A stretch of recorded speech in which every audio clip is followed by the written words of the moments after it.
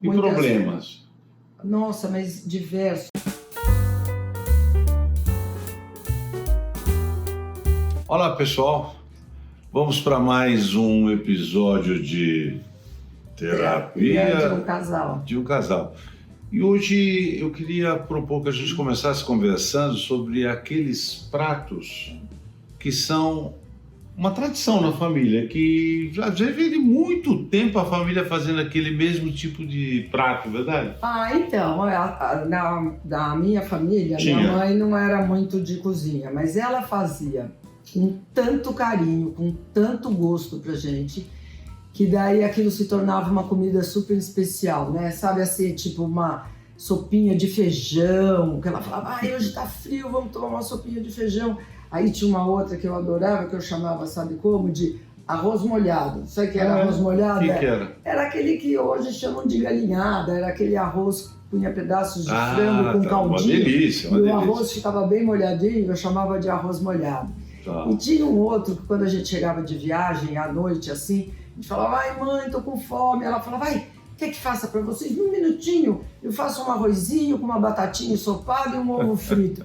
Nossa, aquilo tinha um gosto, mas era muito, muito, muito bom. Tem toda uma memória emocional, Nossa, a família está presente nessa muito. comida, né? Não, e minhas amigas lembram muito quando elas chegavam em casa, queriam comer alguma coisa, ela falava assim, não, quer que eu faça um pãozinho de queijo? Rapidinho. E num minuto ela ia lá, amassava o pãozinho de queijo, né? Essa característica mineira, e era uma delícia. Bom, na minha família não era exatamente essas comidas, já começava com comida estranha desde aquela época. Por exemplo, minha casa não era era da família, tinha, por exemplo, dobradinha, que é uma coisa que muita gente não gosta, né? Em composite, por exemplo.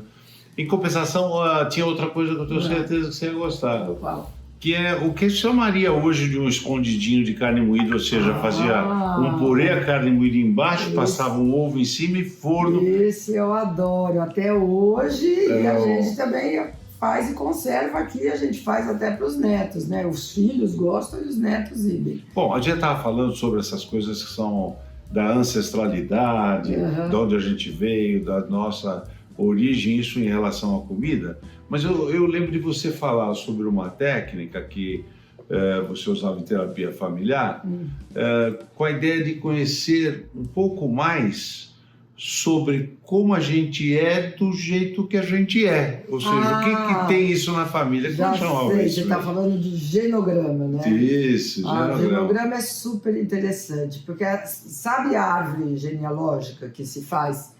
Que daí você põe o casal de quem veio, os pais de um, os pais de outro, depois os outros, os avós, né, de um e os avós de outro. Então faz aquela árvore, mas só com os nomes. No genograma, a gente faz para falar sobre os aspectos relacionais das pessoas da família. Então, assim, é um desenho gráfico que se faz para você saber a estrutura familiar, para ver as características de cada um. Então foram feitos assim símbolos para determinar o que é homem, o que é mulher, quantos anos tem, se é casado, se é divorciado. Quer dizer, um status. Isso. E as características de cada um da família. Meu avô era muito bravo, era muito ranzinza. Minha avó era meiga, aguentava tudo. Mas com essa história, eventualmente, irmãos podem falar coisas diferentes sobre o mesmo pai, né? Sim, completamente. Porque cada filho, se você pensar bem, cada filho nasce numa época na família. Tá. Então, às vezes, quando um filho nasceu, os pais tinham uma vida muito simples, digamos. Então, eles tinham um tipo de comportamento, uma vida muito dura. Ou deixaram algum filho em casa de avós e vieram tentar a vida em outro lugar. E depois, quando o segundo filho nasceu, por exemplo, às vezes essa condição já era um pouquinho melhor. Então, pode ter histórias diferentes. Claro que as histórias são diferentes. E até do momento emocional dos pais. Claro. Agora, de alguma maneira, isso pode ajudar no autoconhecimento, saber todo esse histórico familiar? Nossa, mas muito, assim, porque os pais, na verdade, quando você faz a terapia familiar e resolve abrir, a gente chama de abrir o genograma, quer dizer, é abrir aquela história da família.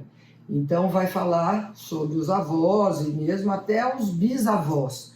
E para baixo, né, tem o casal aqui, e para baixo tem os filhos e netos, se for o caso. Tem 5, 6 gerações, eventualmente. Isso, é como se abrisse assim, um mapa bem grande. E aí, através, a gente chama de desenho gráfico, porque com esses símbolos a gente vai fazendo as linhas que ligavam quem era mais ligado com aquele pai, quem era mais ligado com o avô, quem é que gostava mais do tio, isso, as afinidades e características. Então... E problemas? Nossa, mas diversos, aí aparece muito. Por exemplo, a gente já atendeu pessoas que, vamos supor, tinha uma filha com depressão e ela nunca entendeu, né, de onde vinha essa característica. Aí descobriu que essa filha tinha uma ligação muito forte com um avô que era extremamente depressivo, extremamente.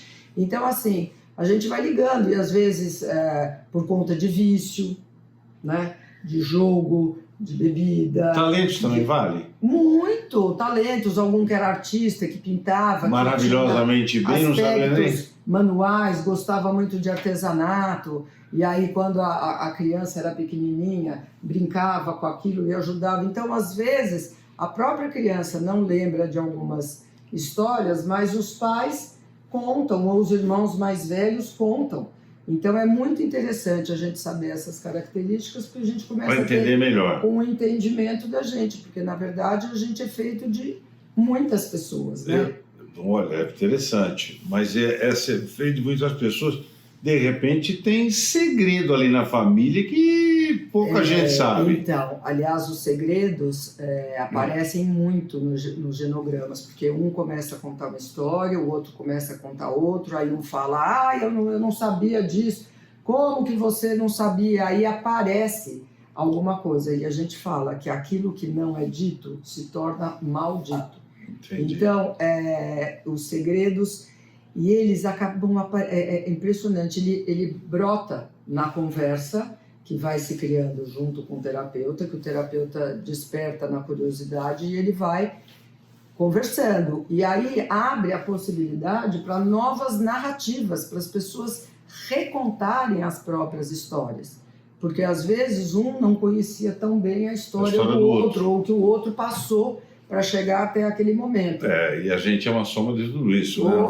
Bom, muitas vezes, então, eu gostei, pode se revelar... de violência também. Até isso. Isso, lógico. Aquilo que revela o que não foi dito, que é o tal do maldito. Isso. É melhor dizer, então. É lógico. Quer dizer, de certa maneira, a gente pode entender com isso melhor alguns comportamentos que nós temos hoje com todo esse passado familiar. Claro, às vezes a gente tem medos, a gente tem inseguranças, a gente tem...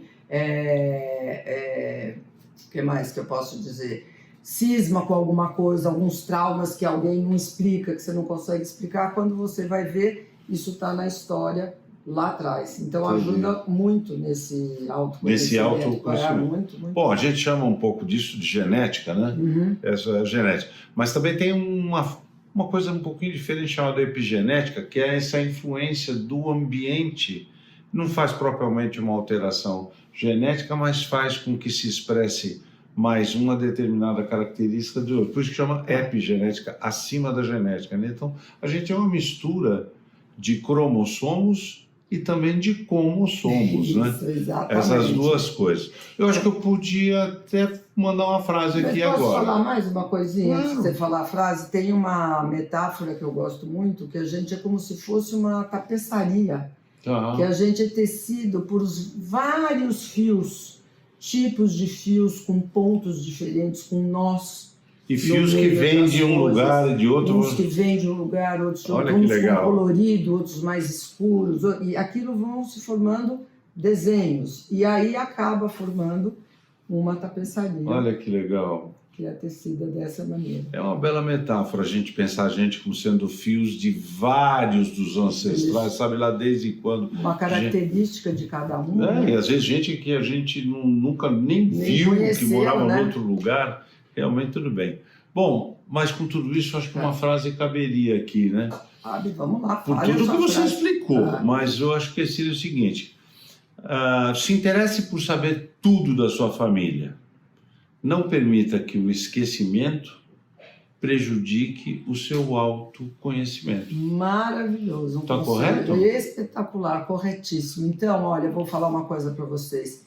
Procurem, enquanto seus pais estão vivos ou seus avós, procurem saber as histórias das famílias, o que aconteceu em determinado tempo, como foi que vieram parar onde estão. Muitos são imigrantes, outros são que vêm até do Nordeste ou do Sul, as dificuldades que passaram, os momentos difíceis, né? Todos têm as histórias para serem contadas. E as boas histórias também, incluindo as comidas que faziam. Claro, os carinhos, né? Às vezes eu ouço amigas minhas falando das avós, meu Deus, com carinho, mas com carinho. E acho que é isso que me motiva a ser uma boa avó. Eu quero que meus netos lembrem Você lembra de você com muito carinho. Muito carinho. Legal. Pessoal, espero que vocês tenham gostado. Não esquece de deixar o seu like, se inscreva no canal. É isso aí. Acione o sininho para que a gente notifique cada vez que a gente produzir um novo vídeo para que vocês possam assistir. Para nós foi um tremendo prazer estar neste Terapia de um Casal. Nos vemos na próxima. E é isso aí. Tá bom? Cuide bem da sua família. Cuide bem da sua família. É isso aí. Vai atrás das histórias. Vai atrás, tá importante. bom. Abração para todos e até a próxima.